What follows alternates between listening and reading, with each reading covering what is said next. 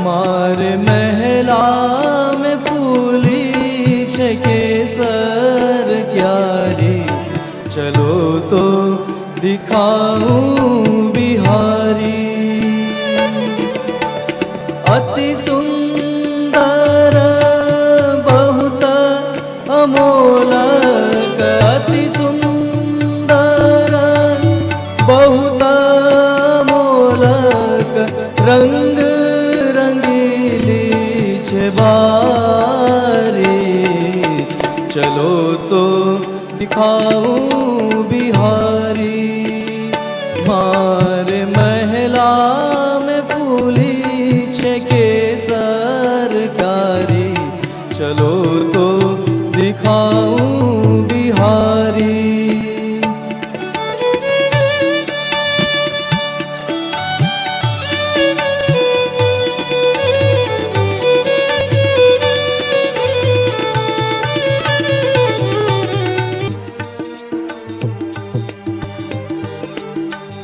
आखड़िया झाई पड़ी, पंथ निहार निहार,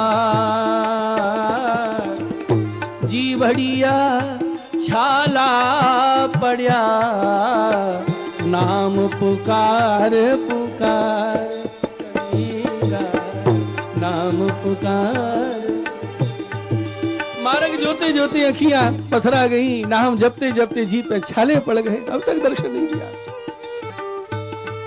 जो ब्रह्म को सर्वव्यापक मानने वाला, निराकार मानने वाला है, वो रो रहा है कि मेरा प्रिय मुझसे दूर हो गया। ये भागवत की छाप है। कबीर कहते हैं, हंस हंस कंत न पाइए, हंस हंस कंत न पाइए, जिन पाया तिन रोय, हंस खेले जो पिया मिले तो, कौन सुहागिन रोए कबीरा, कौन सुहागिन।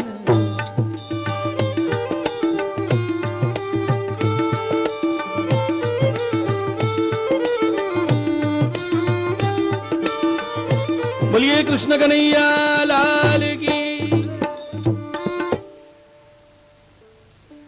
श्री महाप्रभु वल्लभाचार्य जी मथुरा विश्राम घाट पर विराज रहे हैं। सन्मुख वैष्णव बैठे हैं, प्रभुदास जलोटा बैठे हैं। उसी समय क्या हुआ, श्री चैतन्य महाप्रभु के शिष्य श्री रूप गोस्वामी, सनातन गोस्वामी पधारे, क्योंकि वो जगन्नाथपुरी जा रहे हैं और श्री चैतन्य महाप्रभु ब्रज से कोई भी आता था तो श्री वल्लभाधीश के समाचार पूछते, कहां विराजे हैं, क्या चर्चा हुई, सुनाइए। इतना प्रेम था परस्पर। तो रूप सनातन गए, श्री महाप्रभु जी को दंडवत करी और एक प्रश्न किया श्री वल्लभाधीश से, कृपानाथ एक बात बताइए, आपने भक्ति मार्ग को नाम दिया है पुष्टि मार्ग, पुष्टि माने पुष्ट रहना, लेकिन आपके ये सेवक तो बड़े दुबले पतले से, ये ऐसे दुर्बल क्यों हैं? पुष्टि और सेवक दुर्बल। तो महाप्रभु जी ने क्या किया कि सुनो, हमने इनको बहुत बरजो कि यहां आए के दीक्षित मती हो, अब ये आए के दीक्षित भये हैं, वाको फल भोग रहे। बात समझ में नहीं आई, क्या रहस्य है इस बात में? अब वल्लभाधीश की आज्ञा हुई है, क्या चर्चा विवाद करें। जब पुरी गए और गंभीरा मठ में श्री चैतन्य महाप्रभु मिले, दंडवत की, श्री चैतन्य महाप्रभु ने ब्रज के समाचार पूछे। श्री वल्लभ मिले, हाँ हाँ क्या चर्चा हुई? बोले सेवक बैठे थे, हमने पूछा कि मार्ग पुष्टि मार्ग है तो सेवक ऐसे दुर्बल क्यों है? तो श्री वल्लभ ने क्या आज्ञा की, जब ये बात कही कि इनको बहुत बरजा, यहाँ के दीक्षित हुए हैं, उसका फल भोग रहे हैं, ये सुनते ही श्री चैतन्य महाप्रभु को मूर्छा आई और नीचे धड़ाम से गिर पड़े।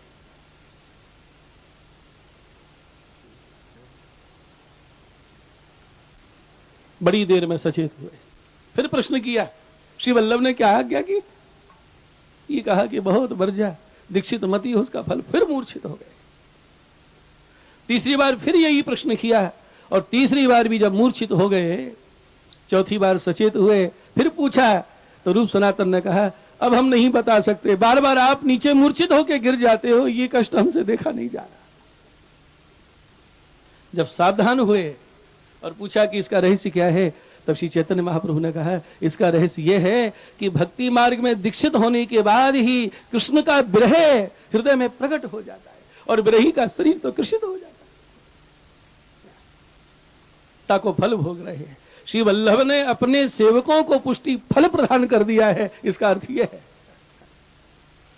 तीव्रेण भक्ति योगेन मनोमय्यर्पितम् स्थिरम्।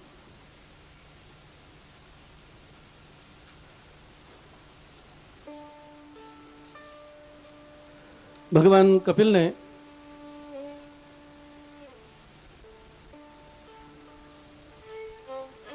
माता देवहूति को भक्ति उपदेश दिया है, ज्ञान कर्म योग सांख्य का उपदेश दिया है।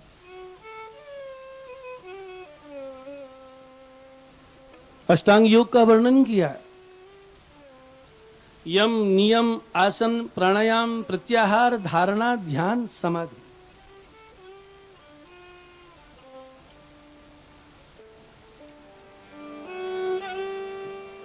भगवान आज्ञा करते हैं भगवत चरणारविंद का ध्यान कीजिए। संचिन्तयेत् भगवत चरणारविंदम् वज्रांकुशध्वज सरोरुहलांछनाज्यम्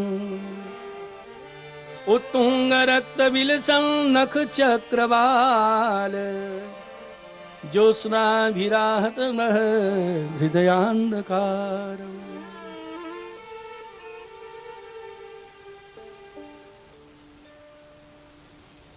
प्रातःकाल उठ के श्री चरणों का चिंतन करना चाहिए। प्रातः समय भगवान का नाम लीजिए और श्री चरणों का चिंतन कीजिए, मुखारविंद का दर्शन कीजिए। श्री चरणों में चिन्ह है। भगवान कपिल कहते हैं चार ही चिन्ह का यदि स्मरण कर लिया जाए आनंद हो जाता है। वज्र अंकुश ध्वज सरोरुह कमल। वज्र का चिंतन करने से हमारे अंदर कैसे भी पाप के पहाड़ क्यों ना हो, वो वज्र उनको चूर्ण कर देता है। ध्वज का चिंतन करने से उसकी कभी पराजय नहीं होती, विजय ध्वजा फहराती रहती है। अंकुश का चिंतन करने से इंद्रियों पर नियंत्रण रहता है, जैसे महावत हाथी को वश में कर लेता। सरोरुह कमल का चिंतन करने से हृदय कमल के समान कोमल हो जाता है। ये भगवान के युगल चरणारविंद में जो 10 नखचंद्र हैं, इनको हृदय में पधराइए, स्मरण कीजिए और ये नखचंद्र का प्रकाश हमारे हृदय के अंधकार को दूर कर देगा। बोलो कृष्ण कन्हैया। श्री वल्लभ नखचंद्र छटा बिन सब जग माज अंधेरो हो चरणाट पत्र की छैया।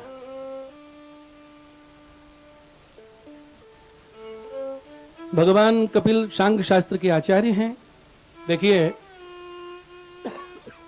हमारे यहां भारतीय वांग्मय में 2 प्रणाली सांख्य शास्त्र की है, एक शेश्वरवादी और दूसरी निरीश्वरवादी। भागवत में भगवान कपिल ध्यान की विधि बतलाते हैं। एक सांख्य ऐसा है जिसको प्राप्त करके भक्ति में रुचि नहीं रह जाती, क्योंकि वह मय की प्रधानता से होता है। लेकिन ये सांख्य कैसा है जो भगवान की प्रधानता से है, ये भक्ति को बढ़ाने में सहायक है। भागवत भक्ति शास्त्र है, इसका एक एक शब्द भक्तिमय है। यहां तो सांख्य योग ज्ञान आदि सभी भक्ति के साथ जुड़कर भक्ति के ही साथ जुड़ के भक्तिमय हो जाते हैं। भक्ति अपना सबके ऊपर प्रभाव छोड़ देती है। भक्ति का किसी से विरोध नहीं है, ये सब भक्तिमय हो जाते।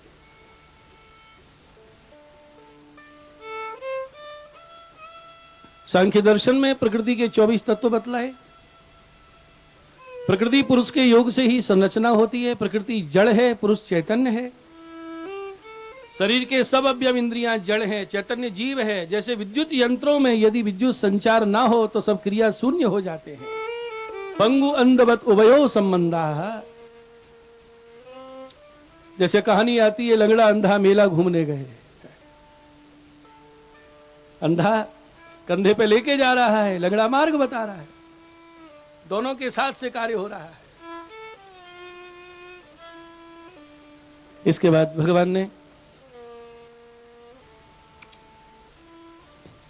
भक्ति की विवेचना की है। बोलो कपिल भगवान की। माता ने पूछा, भक्ति कितने प्रकार की होती है? भगवान ने समाधान किया, माता जितने प्रकार के भक्तों के भाव होते हैं, भक्ति उतने ही प्रकार की होती है। भक्ति योगो बहुविधो मार्गैरभामिनी भाव्यते, स्वभाव गुण मार्गेण पुंसां भावो विविद्यते, अभिसंधाय यो हिंसां दंभं मात्सर्यमेव वा सनग्विभिन्न दृग्भावं मयि कुर्यात् तामस, विषयानभिसंधाय यश ऐश्वर्यमेव वा अर्चादावर्चयेद्यो मां पृथक् भावः स राजस, कर्म निर्हारमुद्दिश्य परस्मिन् वा तदर्पणं यजिदस्यव्यमिति वा पृथक् भावः स सात्विकः, मदगुण श्रुति मात्रेण मयि सर्वगुहाशये मनोगतिरविच्छिन्ना यथा गंगां सोऽम्बुधौ, लक्षणं भक्ति योगस्य निर्गुणस्य उदाहृतम् अहेतुक्य व्यवहिताया भक्तिः पुरुषोत्तमे, सालोक्य सार्ष्टि सामीप्य सारूपैकत्वमप्युत दीयमानं न ग्रहणन्ति बिना मत्सेवनं जना। भगवान की वाणी तो वेद वाणी है। देखो,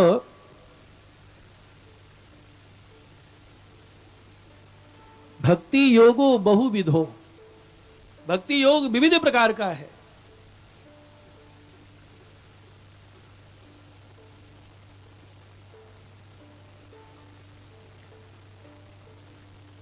कितने प्रकार का है? जितने प्रकार के भक्तों के भाव हैं उतने ही प्रकार की भक्ति है।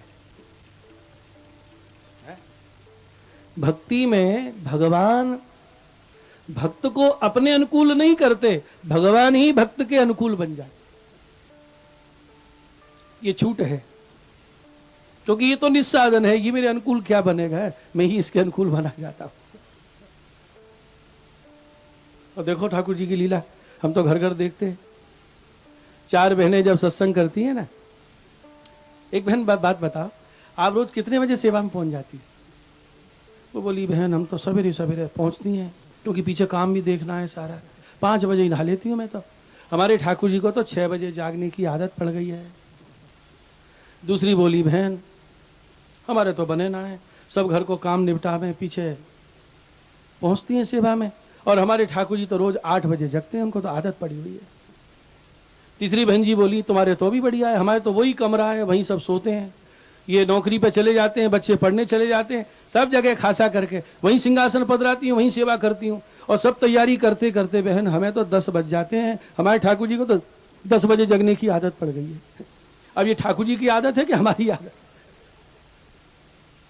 कोई मिश्री भोग धर रहा है, बोले हमारी तो इतनी सेवा है, इससे संतुष्ट है ठाकुर जी। कोई थाली धर रहा है, कोई सकड़ी धर रहा है, कोई एक समय पहुंच रहा है, कोई दोनों समय पहुंच रहा है।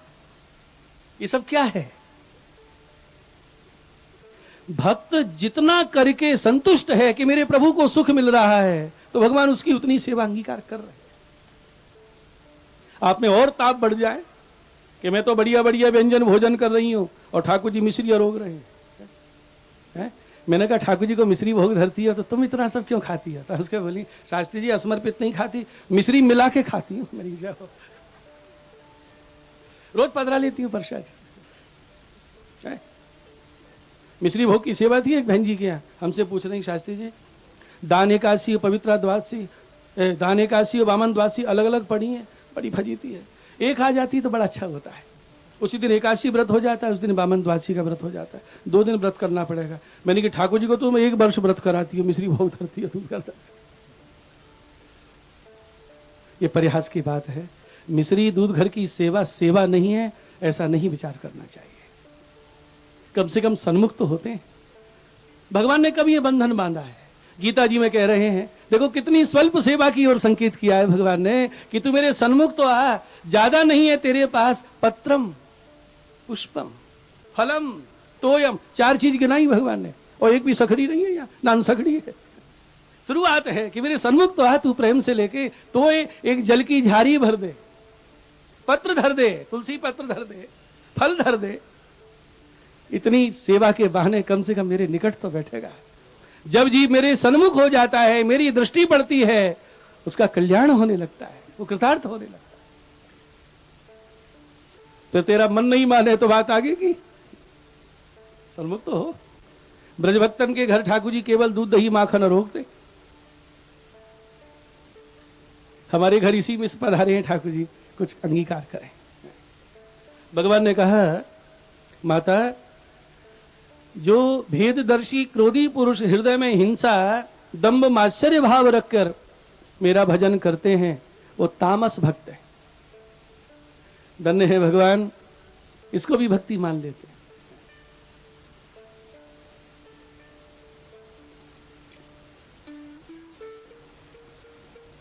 ठाकुर जी को कितनी भूख लगती है, इसका क्या उत्तर है? सीधा सा जवाब है, जितनी आपके हृदय में भोग धरने की भूख है, उतनी भगवान को आरोगने की भूख है। वो तो भक्त के भाव से भावित है। और हमारी पुष्टि प्रभु को तो भूख प्यास सर्दी गर्मी सब भक्त के भाव से अनुभूति होती है। और जहां ऐसा भाव नहीं, भगवान कहते हैं मुझे तेरी सेवा की अपेक्षा भी नहीं। बहुत से ज्ञानी कहते हैं ना, इन्हें क्या भोग धरे हैं, सारे जगत का पेट भरते हैं। तो भगवान बोले मुझे भी नहीं चाहिए तेरा भोग, इन्हें क्या पौड़ा हमें, ये सो जाए तो सारा जगत का कार्य बंद हो जाए। भगवान बोले तो मैं उनके लिए जागता ही रहता हूं। एक जगह रात्रि जागरण था कहीं, अब लोग हमारे पास आए समिति के लोग कि शास्त्री जी आज वो जागरण है, आप जरूर चलना। पीछे पड़ गए। अब कोई पीछे पड़े तो जाना ही पड़ता है। आखिरी रात का जागरण, मैंने कहा पूरी रात तो मैं जागूंगा नहीं, आधा घंटा बैठ के आ जाऊंगा। जागरण में ले गए। अब आप भजन गा रहे थे, फिल्मी धुन वाले भजन। एक तो ऐसा विचित्र भजन महाराज, वो तेरी बंसी बाजी मस्त मस्त धन के, हो गया मैं भी गस्त। खूब गाए उन्होंने। और एक विचित्र भजन गाया, वो क्या है, मैं आपको क्या दूध भोग धराऊं, वो तो बछड़े का जूठा है। क्या फल भोग धरूं, वो तो तोते का जूठा है। क्या जल पिलाऊं, वो तो मछली का जूठा है। मैंने कहा सभी जूठा है तो तू क्यों खाता है? ये सेवा चोरों के हैं भजन। और एक तो बड़ा विचित्र गाया महाराज। क्या भजन था मालूम है? मैंने कहा ये तो बड़ा ब्रह्मवादी है। क्या गाया, इसमें भी तुम हो और उसमें भी तुम हो, उसको सब में भगवान दिख रहे हैं, है? सिंहासन में भी तुम हो और बिछायत में तुम हो, भगवान को भगवान पे कैसे बिठाऊं मैं। वाह। सैयाजी में तुम हो, चादर में भी तुम हो, भगवान को भगवान पे कैसे सुलाऊं मैं। मैंने कहा जय हो दार्शनिक, जय हो। बहुत लंबा भजन था। मैंने उनसे कहा कि बहुत बढ़िया भजन है आपका, एक पंक्ति मुझे भी स्फुरित हो रही है, इसमें जोड़ लो जरा। तो वो कागज लेके आए, लिखवाइए शास्त्री जी। और वो मेरा व्यंग्य नहीं समझा। मैंने कहा लिखो, जो लिखो, मुझ में भी तुम हो और भोजन में भी तुम हो, अब भगवान को भगवान में कैसे घुसाऊं मैं। और उन्होंने लिख भी लिया और गा भी लिया। अर्थ ही नहीं समझे इसका कि मैं क्या व्यंग कर रहा हूं, कि जब भोजन में भी भगवान है तो मैं भी भगवान है, तो भोजन करते ही क्यों? तो इन बातों में कोई सार नहीं। भगवान कहते हैं जिसके हृदय में भोग धरने की भूख है, मैं उसकी सामग्री अरोगता हूं, मुझे अरोगने के लिए भूख जगती है। जिसको सेवा की भूख है, उसकी सेवा लेने के लिए मुझे चाह जगती है।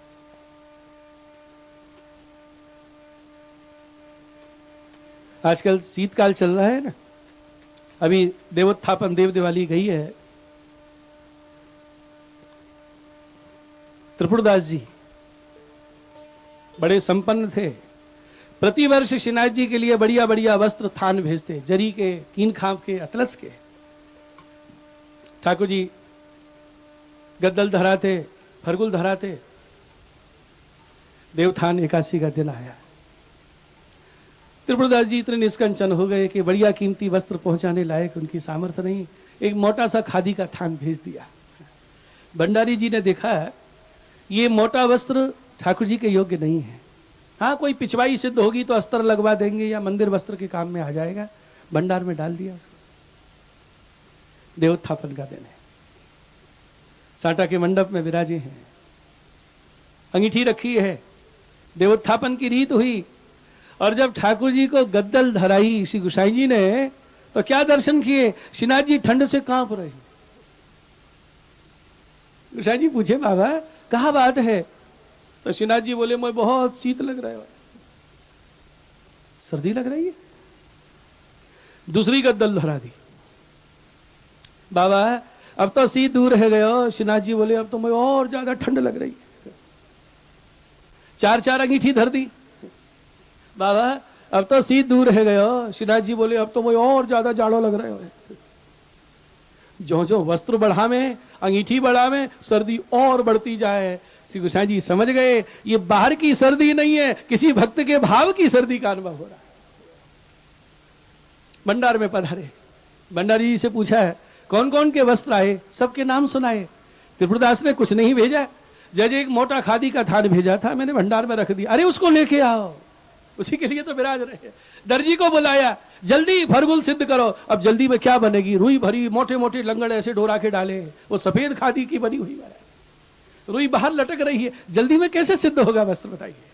श्री गोसाई जी लेके पधारे और जो श्रीनाथ जी को ऊपर से उड़ाई गद्दल, पूछी बाबा अब तो शीत दूर है गयो। श्रीनाथ जी हंस के बोले अब तो मैं खूब गर्मी लग रही है, सब बड़ी कर दो, बस यही धरा दो मैं। यह है भगवान की सर्दी गर्मी भूख प्यास। तो जो भक्त अपने भाव से भगवान में भूख प्यास सर्दी सहन की चाह, और जो सुखरूप है उसको सुख देने की चाह जगा दे कि इससे मुझे सुख मिला है, ये पुष्टि भाव है। और भगवान इसी भाव के भोक्ता हैं, और जिसमें ये भाव हृदय में विराजमान है वही भगवती है। बोलो कृष्ण कन्हैया लाल की।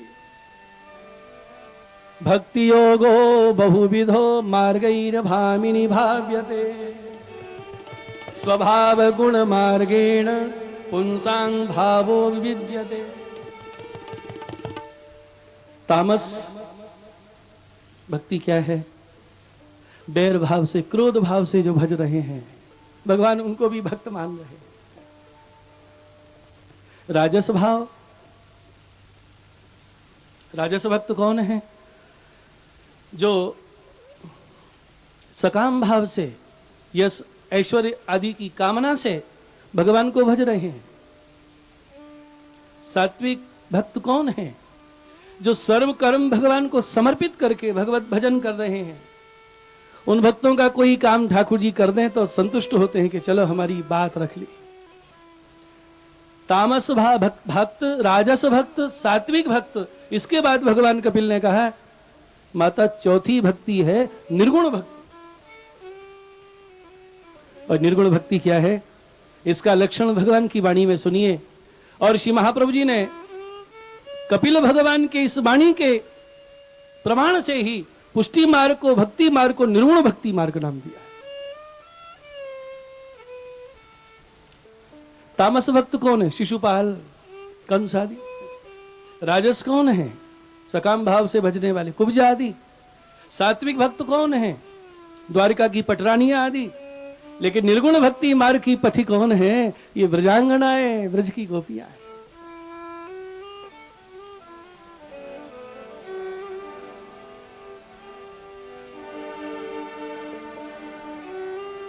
निर्गुण भक्तों के लक्षण सुनिए।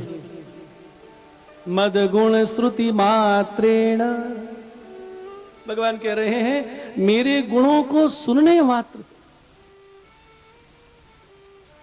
मयि सर्व गुहाशये मनोगतिरविच्छिन्ना यथा गंगांब सोमबुधौ। मेरे गुण सुनते ही, मेरा नाम सुनते ही जिसकी मन की गति चित्तवृत्ति तैलधार बत जैसे अविच्छिन्न नदियां समुद्र की ओर जा रही हैं, ऐसे उसकी चित्तवृत्ति भगवान की ओर मुड़ी रही। काला विच्छिन्न जैसे तेल धार सीधी गिरती है, ऐसे उसकी मन की प्रवृत्ति भगवान में हो जाती। जैसे गंगा जी समुद्र की ओर जा रही, ऐसे उसकी सारी वृत्तियां भगवान की ओर मुड़ जाती। निर्गुण भक्ति योग का लक्षण क्या है? अहेतुक्य व्यवहिताया भक्ति ही पुरुषोत्तमे। अहेतु की भक्ति, देखिए ये भक्ति अपने लिए नहीं है, भगवान के लिए है। भगवान के सुख में मेरा सुख है, भगवान की प्रसन्नता में मेरी प्रसन्नता है।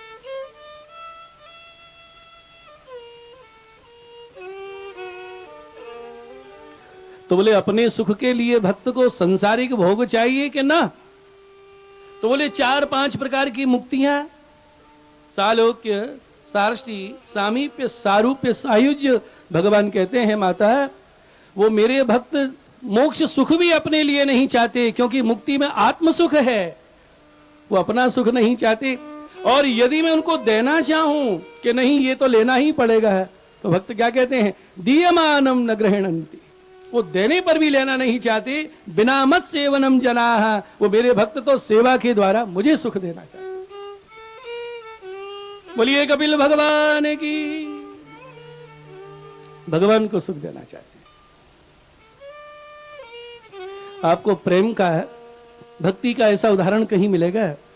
आप सारे विश्व के ग्रंथों को पढ़ लीजिए, पुस्तकें पढ़ लीजिए, ऐसा उदाहरण नहीं मिलेगा। क्योंकि प्रेम की यहां तक परिकल्पना ही नहीं है कहीं। जब उद्धव जी ब्रज में आए थे, 6 महीने रहे, विदा होने लगे, तो गोपियों से बोले मैं श्री कृष्ण से कहूंगा एक बार जाके गोपियों को दर्शन दे आओ, तुम्हारा विरह मुझसे देखा नहीं जा रहा है। तो गोपियां क्या बोली? उद्धव जी ऐसा मत कहना। क्यों? तो फिर क्यों जी रही हो? क्या बोली? उद्धव जी आवन आस जिए, वचन देके गए हैं कभी तो आएंगे। उद्धव जी यदि भगवान को मथुरा में ज्यादा सुख मिल रहा है, यहां तो श्रम दिया है हमने, गैया चरवाई, विषपान कराया, कालिया के फनों पे नचाया, गिरराज उठवाए, कितने श्रम दिए हैं। अब थोड़ा सुख मिला है और उस सुख को त्याग के हमें दर्शन सुख देने के लिए पधारे। यहां आने में श्रम होता हो तो ना, जहां सुख मिले वहां विराज। तो गोपियों कब तक बाट देखती रहोगी? तो गोपियां बोली वचन दिया है कभी तो आएंगे। उद्धव जी हमारे प्रति बड़ा स्नेह है, जब प्यारे श्याम सुंदर आवेंगे तो पूछेंगे वो गोपी कहाँ है, वो गोपी कहाँ है। उद्धव यदि हमने कृष्ण के विरह में प्राण त्याग दिए तो हम तो विरह की पीड़ा से मुक्त हो जाएंगे, लेकिन जब प्यारे श्याम सुंदर पधारेंगे, पूछेंगे वो गोपी कहाँ है, और उस समय किसी ने यह कह दिया कि आपके विरह में गोपी ने प्राण त्याग दिए, उद्धव हमारे प्राण त्याग की बात सुन के उस समय प्यारे को कितना कष्ट होगा। वो प्राण त्याग की बात सुन के एक क्षण की पीड़ा प्यारे को ना हो, इसलिए हम प्राणों को संजोए बैठी हैं, विरह की पीड़ा सहती रहेंगी कि एक क्षण के लिए कृष्ण को कष्ट ना। यह हेतु की भक्ति है,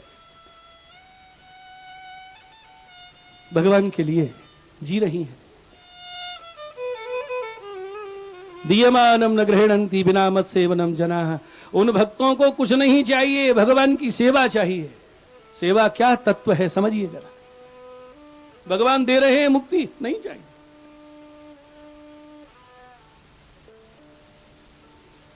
और आपके माथे जो ठाकुर जी विराजे हैं ये कोई साधारण है? जतिपुरा में एक डोकरी रहती, लालन विराजते बाके माथे। और गिरिराज जी पे श्रीनाथ जी विराजते। और ठाकुर जी ने भाई वात्सल सुख को अनुभव कराया। डोकरी नेक जावे तो भगवान बोले अम्मा कहाँ जा रही है, मुझे डर लगे, बंदर आवे घर में, संगी लगे डोले। रसोई में जावे तो ठाकुर जी संग, भीतर आवे तो संग, सैया जी पे संग लेके पौड़ती डोकरी। और बाकी भक्ति से श्रीनाथ जी रीझ गए। एक दिन डोकरी अपने बालकृष्ण लाल को गोद में बिठाए है और क्या देखा, गिरिराज जी पे से श्रीनाथ जी पधारे और श्रीनाथ जी ने आज्ञा करी अम्मा मैं आया हूं, मैं अपनी गोदी में बैठा ले। अब अम्मा ने गर्दन घुमाई तो क्या देखा, श्रीनाथ जी खड़े यूं भुजा कर रहे हैं, अम्मा हमें भी गोदी में बैठा ले। जो अम्मा गोदी में लेवे कुछ चली सो गोदी के लाला अम्मा से बोले तू कहां जा रही है, मुझे छोड़ के कहां जा रही है, मुझे बंदरन को डर लगे। अब उधर श्रीनाथ जी बुला रहे हैं, इधर अम्मा के ठाकुर जी छोड़ नहीं रहे हैं, तो क्या करें। देखो अपने माथे जो विराजे हैं उनमें कैसा अनन्य भाव होना चाहिए। डोकरी श्रीनाथ जी से बोली बाबा बलिहारी जाऊं, ये मेरो लाला भी डर रहे हो है, जब ये पौड़ जावे ना तब तुम आइयो, मैं खूब गोदी में खिला। श्रीनाथ जी से कह दिया बाबा अभी तो मैं अपने लाला को पौड़ा हूं, पीछे पधारी हो। बस इस बात पर श्रीनाथ जी रीझ गए और वाकई बालकृष्ण के स्वरूप में ही प्रकट हो गए। अरे अम्मा मुंह में और इनमें भेद हो रही है। अनन्य भाव देख के ठाकुर जी रीझ गए और श्रीनाथ जी आज्ञा की कछु मांग, मैं तो उसे बहुत प्रसन्न हूं, मांग। जाने क्या दे दें ठाकुर जी। तो डोकरी ने क्या मांगा मालूम है, जब श्रीनाथ जी आज्ञा की कछु मांग तो डोकरी बोली बाबा बस और कछु नहीं चाहिए, ये बंदर बहुत डोले जतीपुरा में, ये कहीं भी डोले मेरे घर में ना आवे, मेरा लाला डर जाए। मांगा तो भगवान का सुख ही मांगा। दीयमानम न गृह्णन्ति बिना मत सेवनम जना, मेरे भक्त मेरी सेवा ही चाहते हैं, बदले में कुछ नहीं चाहते।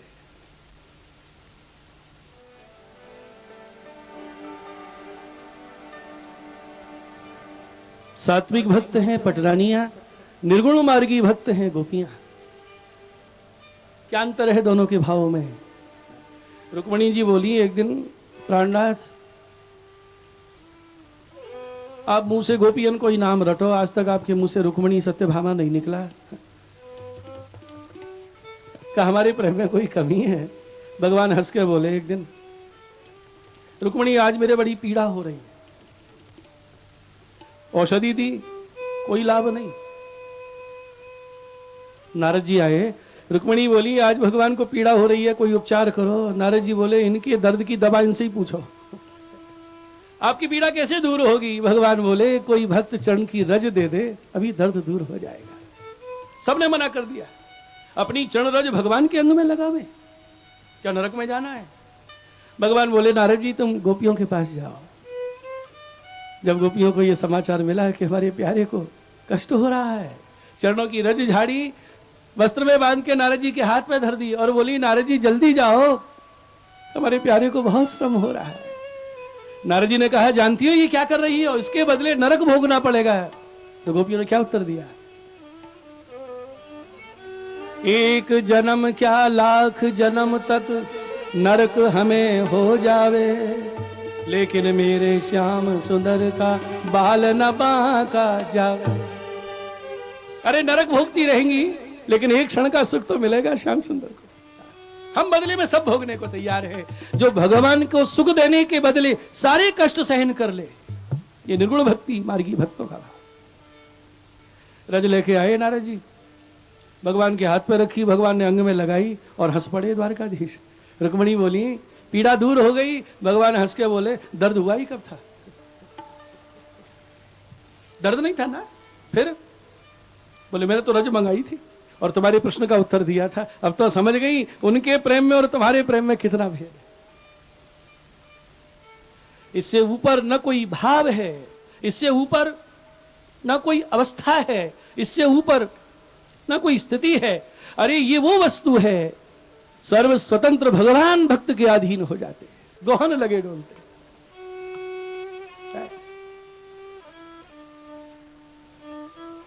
एक सत्संग मंडली वो है जहां चर्चा का विषय है भगवान कैसे मिले, है? कैसे मिले भगवान। और एक गोपियों की सत्संग मंडली है, वहां कृष्ण कैसे मिले ये चर्चा नहीं है। तो क्या चर्चा है, गोपी बोली, अरे ये नंद को ढोटा मेरे पीछे ही लगो डोले, या से मेरा पिंड छूट जाए, कुछ उपाय बता दे रही। भगवान से पिंड छुड़ाने का उपाय पूछ रही है कि ये सत्संग मंडली। कितना भेद है देखिए। कुमलदास जी वर्णन करते हैं, गोपी बोली, अब तू उपाय बता, कैसे पीछा छूटे मेरा। माई मेरो श्याम लगो संग डोले, माई मेरो श्याम लगो संग डोले, माई मेरो श्याम लगो संग डोले, माई मेरो श्याम लगो संग डोले।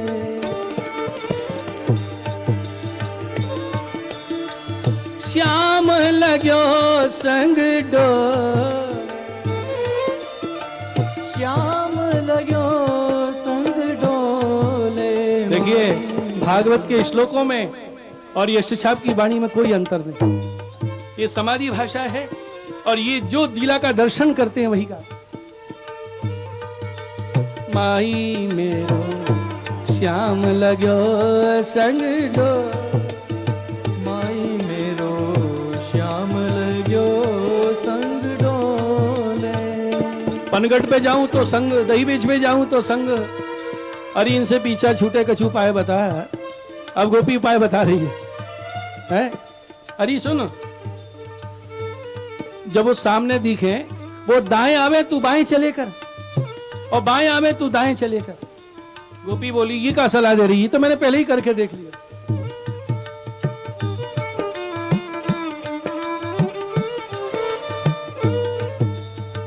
जित जाऊं तित आड़ो ही आवे, जित जाऊं आड़ो ही आवे। मैं दाएं जाऊं तो दाएं आगे खड़े हो जाए, बाएं जाऊं तो बाएं खड़े हो जाए। अब मैं क्या करूं बता? गोपी बोली, एक काम कर, तू बोले ही मत कर।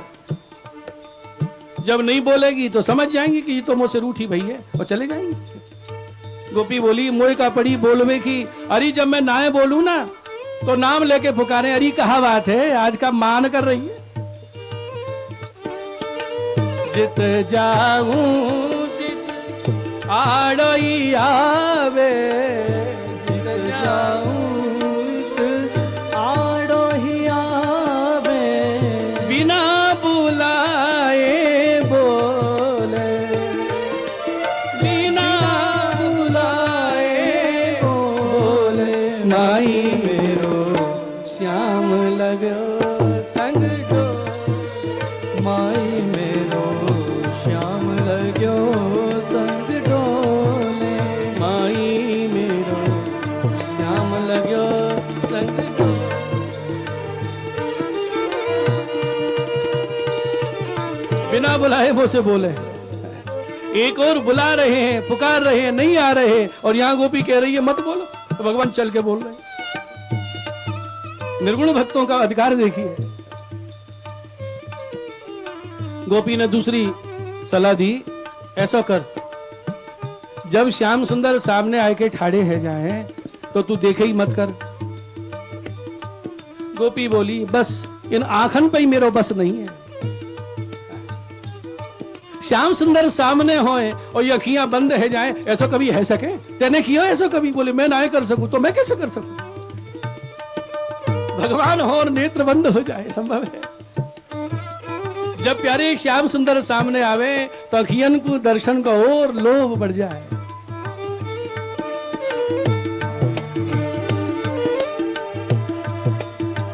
कहा करो इन नैना लोभी, कहा करूं इन नैना लोभी।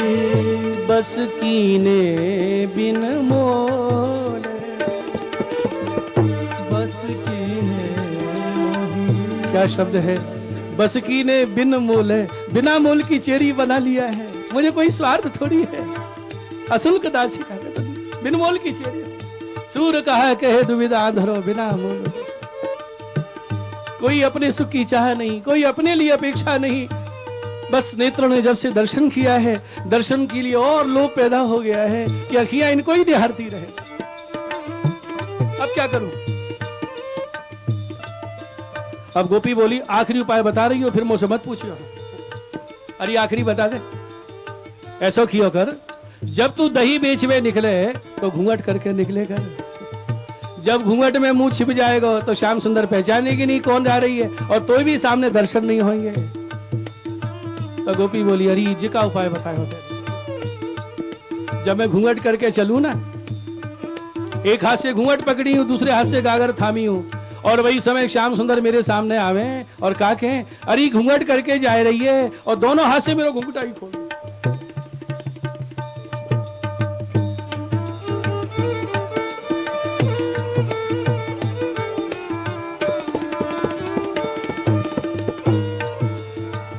कुंभन दास प्रभु गोवर्धन धर, कुंभन दास प्रभु गोवर्धन धर, हंस हंस घूंघट खोले, मेरो हंस हंस घूंघट खोले, माई मेरो श्याम लगो संग डो, माई मेरो श्याम लगो संग डोले, माई मेरो श्याम लगो संग डो।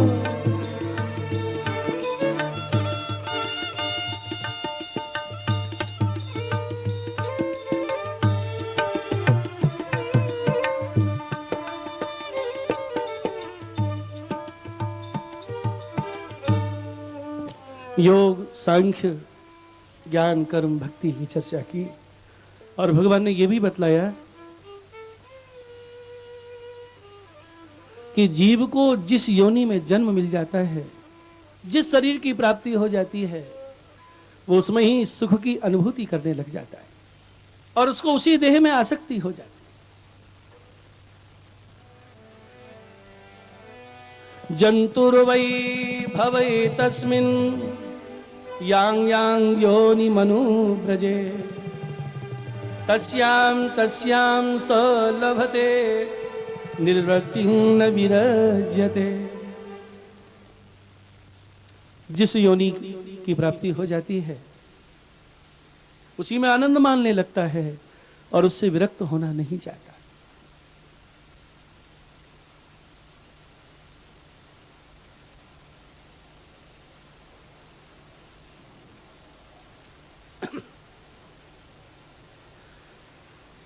माता, जब माँ के गर्भ में ये आता है, मैं वहां भी पालन पोषण करता हूं, नाल से संबंध जोड़ देता हूं। गर्भ में पिछले जन्मों की स्मृति रहती है, पिछले जन्म तो यूं ही खो दिए, अब भजन करूंगा भगवान का। लेकिन जब जन्म होता है ना, माया लग जाती है, रोता है, क्वां क्वां क्वां, कहाँ हो कहाँ हो। घर वाले कहते हैं रोता हुआ बच्चा पैदा हुआ है, स्वस्थ है, बहुत बढ़िया है। अब वो भगवान के लिए रो रहा है। कभी रोता है, कभी पालने में हंसता है, अपनी दशा पर हंसता है। आए थे हरि भजन को, ओठन लगे कपास।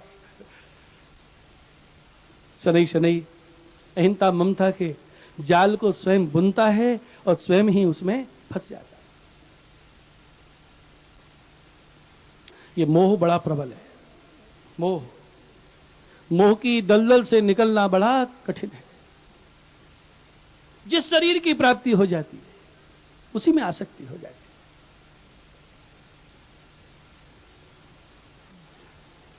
है। एक बार नारद जी गए भगवान के पास और कहा, भगवान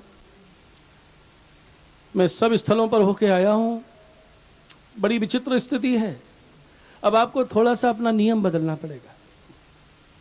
भगवान बोले, कैसा नियम बदलना पड़ेगा? कि अब आप किसी के कर्म मत देखना, मैं जिसको लेके आपके पास आऊं उसको अपना लेना। जो सबसे ज्यादा दुखी होगा मैं उसको लेके आऊंगा। भगवान ने हंस के कहा, नारद जी अच्छा है, तुम जिसे लाओगे हम अपना लेंगे। अब नारद जी आके ढूंढने लगे सबसे ज्यादा दुखी कौन है। क्या देखा,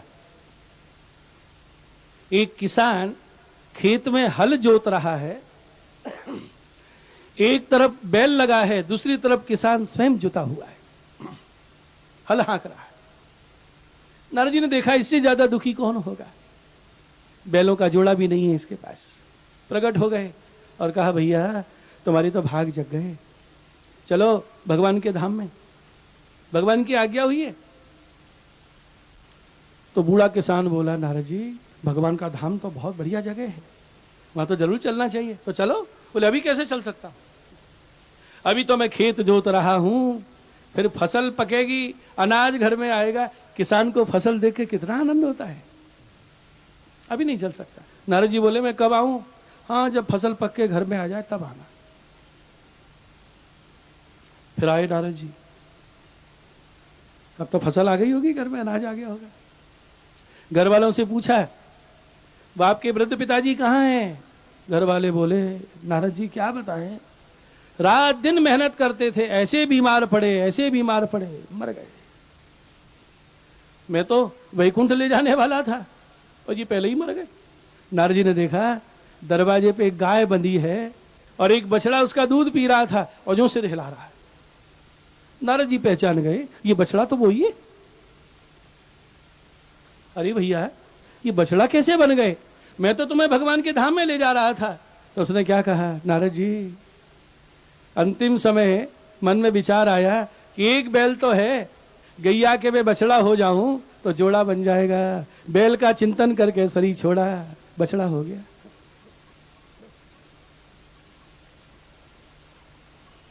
नारद जी ने कहा तो भगवान के धाम में नहीं चलना क्या? बछड़े ने कहा अभी मैंने देखा क्या है, अभी तो मैं दूध पी रहा हूं, बड़ा होऊंगा, हल में जुतूंगा, अभी बहुत काम करने हैं, तो हम कब आवें? बछड़े ने कहा जब मैं बूढ़ा हो जाऊं तब आना। समय बीत गया, नारद जी फिर आए, पूछा वो बूढ़ा बैल कहाँ है? घर वाले बोले नारद जी ऐसा परिश्रम करने वाला बैल हमने आज तक नहीं देखा, सदा मेहनत करता था, ऐसा बीमार पड़ा, ऐसा बीमार पड़ा, मर गया। नारद जी बोले जे भी मर गया, कहाँ गया? तो क्या देखा, एक कुत्ते का बच्चा बैठा भूख रहा था। नारद जी पहचान गए ये तो वही है। अरे भैया कुत्ता कैसे बन गए? उसने कहा नारद जी बड़ा परिश्रम करके धन इकट्ठा किया अपने बेटों के लिए, नाती पोतों के लिए, अब इसकी रखवाली भी तो मुझे करना है। जब मेरा अंतिम समय आया मैंने विचार किया कुत्ता की रखवाली करूंगा, और बस कुत्ते का जन्म हो गया। तो बैकुंठ में नहीं चलना है क्या? अब वो कुत्ता अपनी भाषा में भूख के क्या बोला नारद जी से, एक बात बताइए नारद जी, इतनी बड़ी सृष्टि है, आप हाथ धो के मेरे ही पीछे क्यों पड़ गए हो? चलो बैकुंठ में, चलो बैकुंठ में, आपको और कोई नहीं मिलता क्या? अरे फुर्सत में चलूंगा, बहुत कठिन है, जब मैं बूढ़ा हो जाऊं तब आना। जिस शरीर की प्राप्ति हो जाती है उसी में सुख मानने लग जाता है।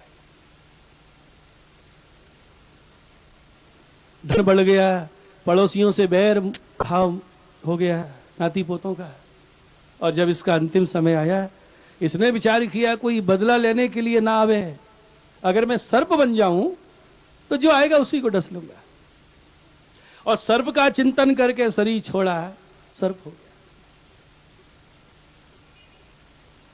पोता खेल रहा है घर में, और ये तो दादाजी उस पोते को लाड़ करने के लिए आगे आए। घर वालों ने देखा सांप सांप निकला, चिल्लाए, लठिया से मारा, पूंछ पे लठिया पड़ी, नाली में चला गया। जब बाहर आता है घर वाले लठिया लेके मारते हैं, लहूलुहान हो गया। उसी समय नारद जी आए, भैया अब तो चलोगे? सर्प ने कहा अब तो चलना ही पड़ेगा, यहां तो ठिकाना है नहीं है, मुझे मार ही डालेंगे। तब बैरागी जगह महाराज और लेके पहुंचे। भगवान हंस के बोले नारद जी बहुत दिन में आए, कितने जीव ले आए? नारद जी बोले प्रभु अभी तो एक लेके आया। बड़ा कठिन है ये मोह, ये संसार आसक्ति का नाश असंभव है, लेकिन जब यही भगवान में हो जाती है, शनै शनै, जब हम प्रभु की सेवा भजन परायण हो जाते हैं, भगवान हमारे चित्त को खींचने लगते हैं, ज्यों-ज्यों भगवान में अनुरक्ति होती जाती है त्यों-त्यों संसार में अपने आप विरक्ति होने लग जाती है। ये कृपा से ही संभव है। मन कृष्ण में जब लगने लगता है संसार से मन हटने लगता है। और भक्त में ये दृढ़ता आने लगती है, संसार अपनी ओर खींच रहा है, भगवान अपनी ओर खींच रहे हैं, उस समय हिलक की दशा हो जाती है। वो क्या कहते हैं, घर में मात पिता मोहि त्रासत, हसत बटाऊ लोगरी, अब तो जिए ऐसी बन आई, विधना रचो संयोग, जाको मन लाग्यो गोपाल, ताय और क्यों भावेरी, लेकर मीन दूध में राखो, जलविन सच नहीं पावे।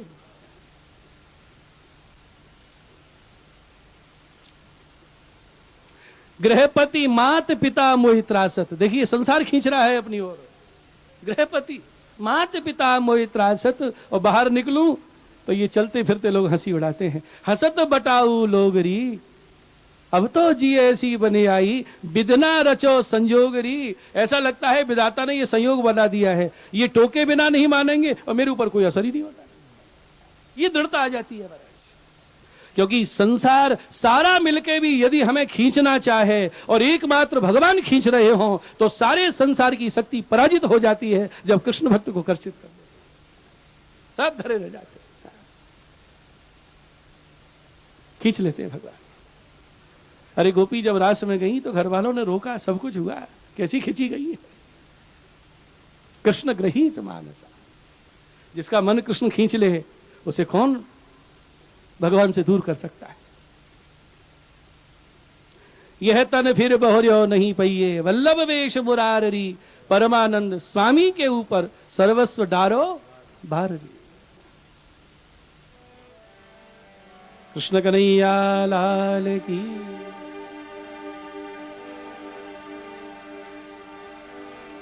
गोविंद मेरो है, गोपाल मेरो है, गोविंद मेरो है, गोपाल मेरो है, गोविंद मेरो है, गोपाल मेरो है, गोविंद मेरो है, गोपाल मेरो है, गोवर धन धारी श्रीनाथ मेरो है, गोवर धन धारी श्रीनाथ मेरो है, गोवर धन धारी श्रीनाथ मेरो है, गोवर धन धारी श्रीनाथ सब बोलिए। मेरो है, गोविंद मेरो है, गोपाल मेरो है, गोविंद मेरो है, गोपाल मेरो है, गोवर धन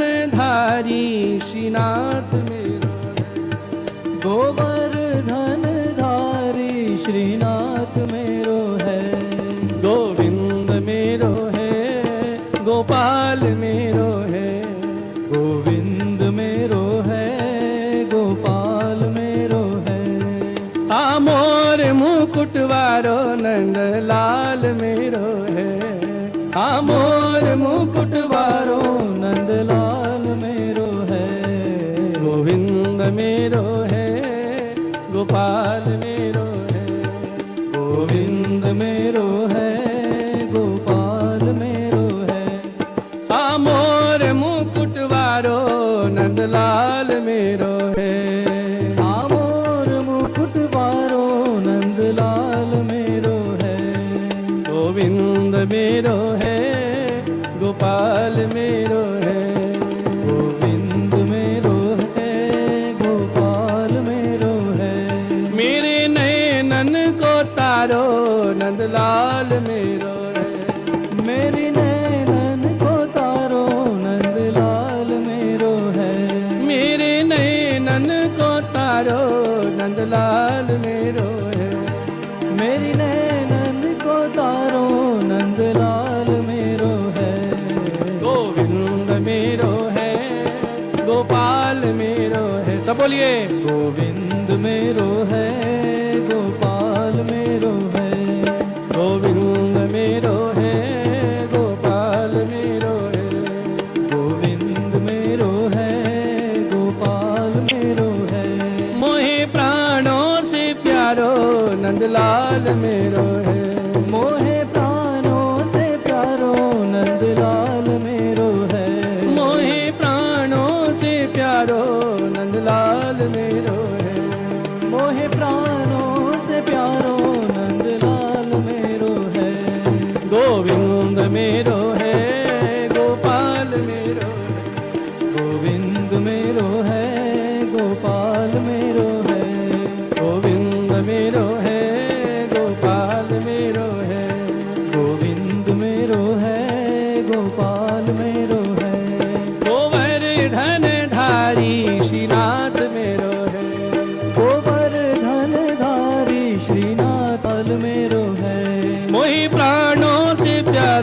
नंदलाल मेरो है। हे मोहे प्राणन से प्यारो नंदलाल मेरो है।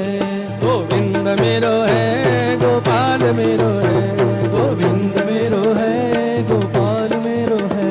गोवर्धन धारी श्रीनाथ मेरो है, गोवर्धन धारी श्रीनाथ मेरो है।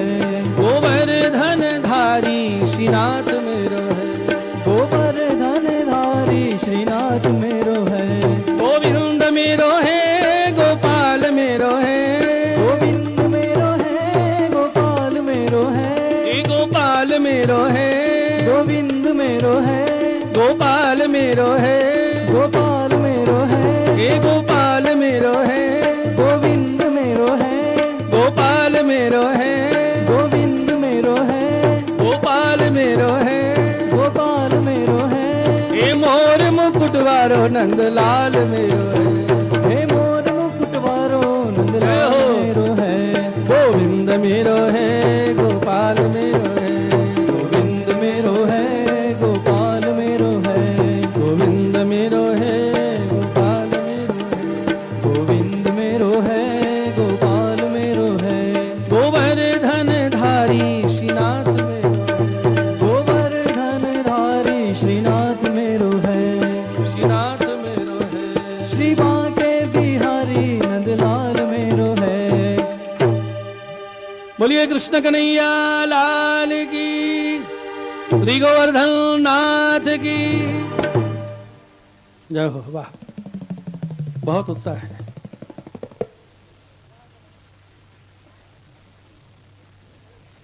पर आपको मैं उठने के लिए इसलिए ज्यादा नहीं कहता हूं कि 2 दिन में थक जाओगे तो परसों नंद महोत्सव में कैसे नाचोगे। बहुत नाचना है अभी तो। अहमदाबाद के श्रोताओं को देखे हृदय गदगद हो जाता है। 3 दिनों से देख रहा हूं, किसी को नींद नहीं आती है। अब हमें तो बहुत जगह का अनुभव है, कैसे कैसे श्रोता मिलते हैं। हाँ, श्रोताओं के बहुत प्रकार होते हैं। है? ऊंगी, चूंगी, फूंगी, भूंगी, ढूंगी, सूंगी। ऊंगी ऊंगी श्रोता मालूम कौन से होते? बस कथा में बैठे और ऊँगना शुरू, खूब नींद आती है उनको, खूब झूमते, नींद ही कथा में आती है उनको। मुंबई में प्रेमपुरी आश्रम में कथा थी तो एक माता जी आई और मुझसे बोली, शास्त्री जी एक बात बताओ, घर में बिल्कुल नींद नहीं आती मुझे, बच्चे हल्ला मचाते हैं, टीवी चलाते हैं, बिल्कुल नींद नहीं आती, और जो कथा में आके बैठती हूँ मुझे नींद आ जाती है, ऐसा क्यों होता है? मैंने कहा माता जी, आपको कथा में ज्यादा लाभ नहीं, कम से कम इतना लाभ तो मिलता है कि आपकी नींद तो पूरी हो जाती है। एक तो लाभ है ये। और मैंने हंसी में कह दिया है कि आप ऐसा किया करो, जहां भी कथा हो आप अवश्य जाया करो। 2 वर्ष बाद फिर मिली, वहां कथा थी, गोपी गीत की कथा थी, तो मिली और क्या बोली, शास्त्री जी इतना बढ़िया तरीका बता के गए हो। मैंने बेटे से कह दिया है, वो छापा में अखबार में पढ़ता रहता है कहाँ भागवत कथा हो रही है, मुझे छोड़ आता है और शाम को ले जाता है, खूब जी भर के नींद लेके आती। इतना बढ़िया तरीका बताया। पहले तो नींद की गोली खा जाती थी, मुझे नींद नहीं।